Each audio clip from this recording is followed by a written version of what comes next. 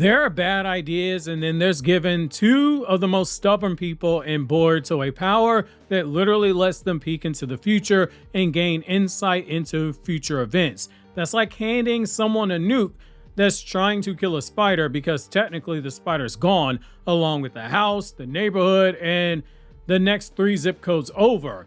Everyone is focused on what Kashin Koji can do with 10 Directions, but the manga might have subtly been setting up for someone far more terrifying to use that power. After this latest chapter, it seems like the theory from last month that Amado would hijack Kashin Koji's 10 Directions ended up happening, and given his alliance with Kawaki, the future isn't just about to change. It's about to go so far off the rails that whatever multiverse visions Amado sees might lead him to no longer being Amado Sanzu, but instead being God Emperor Amado, which, if you get that reference, you're totally going to understand the reference on the thumbnail. Join me in today's newest Naruto Explained video, where your OBC, your original Boruto chief, takes a look at why Amado hijacking Kashin Koji's 10 Directions to see the future whenever Kashin Koji sees it is something we need to take into consideration as we go back and do a reread of Boruto's story, because Boruto's line about "was this the only possible outcome" now holds a lot more weight. Also, the chapter review is up on the channel right now, so if you haven't seen it just yet, make sure to click the link in the description box or in the end credits, because there's a ton to unpack in this chapter. Lastly, for the mandatory "look, this isn't AI" score, it should be on the screen, because AI slop has people thinking everything faceless is AI written and that similes automatically mean AI. As we all know, Kashin Koji's 10 Directions lets them see multiple possible futures, and while the power is a cheat code, it was also a curse. On one hand, you see multiple outcomes before they happen, and you get to plan ahead, because as my grandma used to say, there's no such thing as luck. There's preparation and opportunity, and you prepare for it by getting as much info as possible before putting yourself into a position to get the opportunity. For Kashin Koji, he's seen the world destroyed millions of times over. In every timeline, Jura is born, and in very few timelines does Boruto ever manage to take him down. And in every timeline, Kawaki's killed. Koji is cursed with remembering every detail, but it's also a gift so that he can take that information to attempt to create a better future. However, he's not the only one with the incentive to create a better future. So does Amado, but there within lies the problem. What Kashin Koji views as a better future isn't the same as Amado. There's a difference, and that difference is stark. To Kashin Koji, a better tomorrow is Jura being defeated, and the world can go about as prospering as it did during the blank period after the Ninja War. Sure, there were many small proxy war scuffles and rogue ninjas to deal with, and you had the rogue Otsuki and Toneri, but Shinobi rose up to deal with those problems. Jura existing changes all of that. Based on what Kashin Koji saw, trying to stop Jura is like trying to stop a 9.5 magnitude earthquake while a tsunami is going on. It seems impossible. Logically, it pretty much is impossible. But Kashin Koji is trying, and he's got Boruto to help him. To Kashin Koji, that is the better future. Boruto is his man of tomorrow. To Amado, a better future is one where his daughter is revived. Like Kashin Koji, he doesn't mind if there's a collateral damage. The only thing that matters to him is that his daughter is alive. As long as that's the case, he doesn't care who lives. He doesn't care who dies. Not unless their name is Kawaki, because Kawaki has the Karma Seal with his daughter's DNA inside of it. Yet now Amado knows the truth. His daughter doesn't get revived in every timeline. Kawaki powers up. Jura puts down the book. Jura breaks Kawaki's neck. Jura uses his corpse as a footstool, and Jura finishes reading his book. Akibi never gets revived. What happens when two people with very different perspectives of what makes a better tomorrow get access to the same power at the exact same time? Boruto 2 Blue Vortex is in the process of trying to tell us that. In a way, it's Ikimoto once again highlighting for us a different perspective of how dangerous 10 Directions truly is, by letting someone who is more of a consequentialist get their hands on that power. Kashin Koji is a consequentialist, but Amado takes it further. Every future you view, every future event that you prevent, you ultimately risk creating another possibility, another unforeseen branch in the timeline, and you have to adjust as need be, while limiting the changes as best as you can. Every decision branches into thousands of others. The person who is a singularity of fate carries the weight of millions of futures. Futures that nobody else can see. Heavy is the head that wears the crown. Kashin Koji understands that, and he has to be cautious. He's been cold-blooded with his execution of it, but he's also been cautious. More than once, he's warned people who he's worked with the same thing. Too much information given out changes the future. When you change the future, that renders what I've seen null and void. 10 Directions is a system. I am the administrator. 10 Directions is a playbook. I am the coach.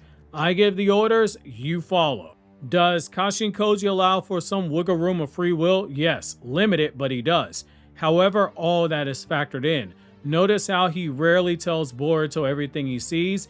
He tells him just enough, and he accounts for the possibility that Boruto might go off on the reservation for a moment, and he just crosses his fingers Boruto doesn't go too far. He tells Boruto everything he needs to stay alive, because Boruto is their best shot to take down Jura. Kashin Koji knows the future. Kashin Koji has tried to shape the future. However, shaping the future and controlling the future, while they are similar, they're not the same thing. That's a line that one walks, and for Kashin Koji, for the most part, he stayed within that line. Amado, on the other hand, he doesn't care about the line. He's not a shinobi. He's a scientist. What do scientists do when they don't get their way? They erase the lines and they start the experiment all over again, and they keep changing variables until they get their desired outcome. That works fine with science experiments. That doesn't work with 10 Directions. If you abuse the power of fate, countless stories, regardless of Eastern culture or Western culture, all hammer home that point with a warning. When humans get arrogant enough to try to play God, eventually the universe reminds you that you've overstepped your bounds. Amado is a man who's been playing God for years now. One might say he's even addicted to it. With addiction, which speaking from experience is somebody who went down that rabbit hole and has had family who struggled with it and then relapsed like my uncle did before he died, addiction hurts more than yourself. The part that people don't tell you about addiction is that it hurts the people around you as much, if not more, than it hurts you. Amado is increasingly addicted to playing God, even if he doesn't realize it, all in the name of reviving his dead daughter. He's got obsession in that cause that is as strong as what Kawaki does for protecting Naruto. Arguably, it's even stronger since this is his blood and his daughter. However, the people who will be hurt by this won't be Amado. It will be everyone else. Take a moment to think back to all of Amado Sanzu's major decisions. The laundry list is long. It's also devious. He lied to Kara and he set up their downfall. He set Jigen up to be killed. He planned a way to take out Ishiki and gaslight his vessel not even an hour after he lost the karma seal, to plant the seeds inside his mind that he's nothing without karma to make him embrace taking that power in the future. He experimented on countless humans, modifying their bodies on a cellular level with nanotech, which is why Ada wanted to kill him. He transplanted Shibai cells into the bodies of those who survived the experiments, giving them no agency over their own bodies. If he saw that they awakened to power, then they were an asset. If something went wrong, an unforeseen miscalculation that resulted in somebody dying, then so be it. He'd pull a Norman Osborn. He'd say we're going back to formula. Amado constantly makes problems. Then he shows up with a solution. He makes it where you need him, all while knowing that he was the reason for the problem in the first place. You might be mad at him. You might hate him. Amado doesn't care, because in order to be mad or to hate him, you still need him to feel those emotions. Every single action follows one simple rule. The ends justifies the means. So what if a future has Kawaki blowing up the village? If it means that Akibi is revived, then so be it, and that is scary. Ikimoto just set up a stark contrast. Kashin Koji and Boruto used the information of 10 Directions in an honorable way, questionable at times but honorable. However, Amado and Kawaki don't care about honor. They only care about results. Let's be clear, Kawaki isn't evil. That's something that gets lost by a lot of fans, particularly those attached to Boruto Uzumaki as a character. Has Kawaki done some morally great things? Has he done things that people would consider to be evil? Yes, but that alone does not make you evil. Kawaki's sliding scale of morality makes him dangerous. Everything he does comes back to one thing: Naruto's survival. Ironically, he's trying to ensure Naruto's survival while also stripping away every building block that Naruto put in place.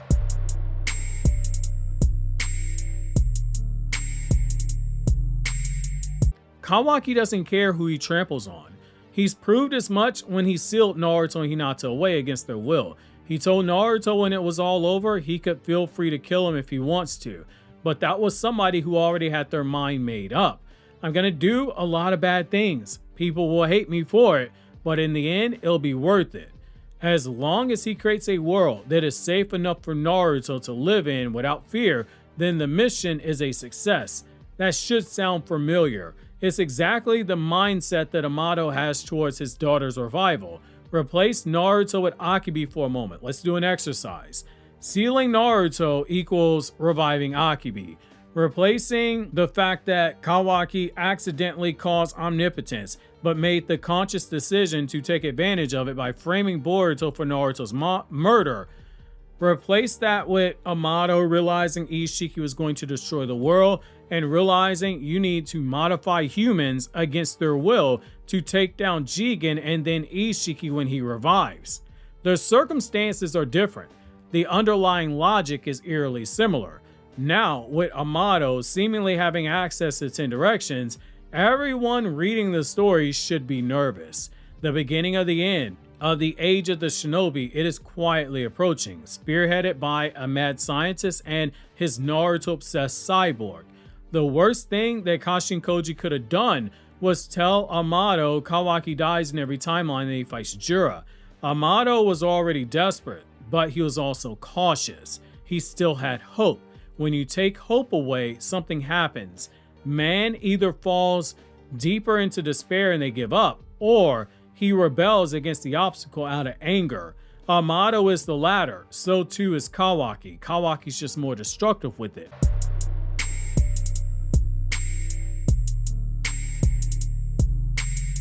Losing Kawaki means losing everything in all the years he built towards reviving his daughter.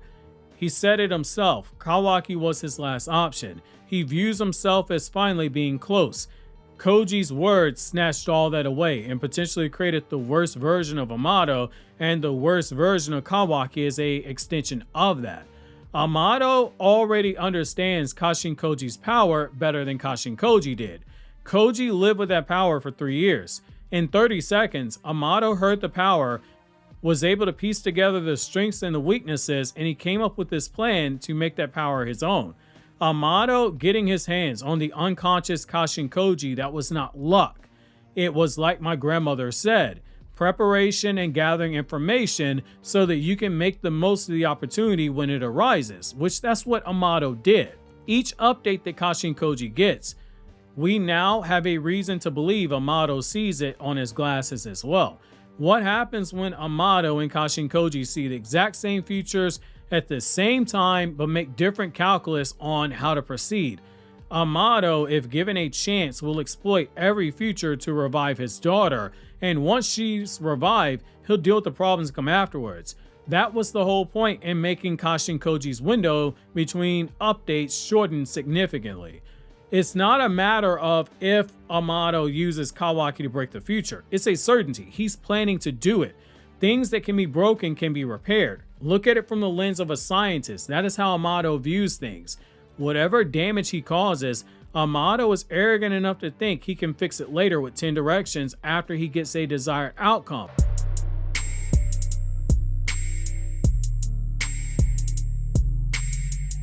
It's a selfish decision made by a man who is arrogant enough he came up with a plan to take down a god when he betrayed Ishiki, not because he was being a good person, but because he was selfish and arrogant. Throw Kawaki into that mix now. You got a nuke in the hands of somebody who would rather burn down the world than lose his own personal war of ambition. As long as Amado frames these changes as this will be what's needed to protect Naruto, Kawaki can be manipulated, especially while Amado is controlling his power level output. That is why I said for the last few chapters, Amado is not somebody that you can keep pinned down for long. He is going to find a way to regain leverage. That's what's happened. Leverage over Kawaki, leverage over Kashin Koji. He still needs them, and they still need him. But Amado is positioning himself for more leverage. Look at the differences that Ikimoto is setting up with these four. Boruto sees people. People should be saved. Amado sees variables. Variables can be changed. Kashin Koji sees probabilities, and probabilities lead to making logical decisions. Kawaki sees obstacles. Obstacles are meant to be cleared out. At first glance, those differences seem subtle, but they're not, especially when you factor in the Buddhism influence on this, which Naruto as a franchise has continuously incorporated it into the story, even in Boruto. Buddhism has many questions, but one of the biggest psychological and philosophical questions is what happens when human beings become attached to things outside their control and things that were never meant to be everlasting? That question has been sitting underneath this series since the beginning, as far back as Naruto Part 1. Naruto wanted acknowledgement, Sasuke wanted revenge, Nagato wanted peace that was formed through shared pain, Obito wanted to change the Shinobi system that took Rin away from him, Madara wanted to strip away free will. With all these characters, even with Naruto's childish dream of wanting to be acknowledged, they share one common link when you look at them. They were people chasing those outcomes because they were trying to remove themselves from suffering.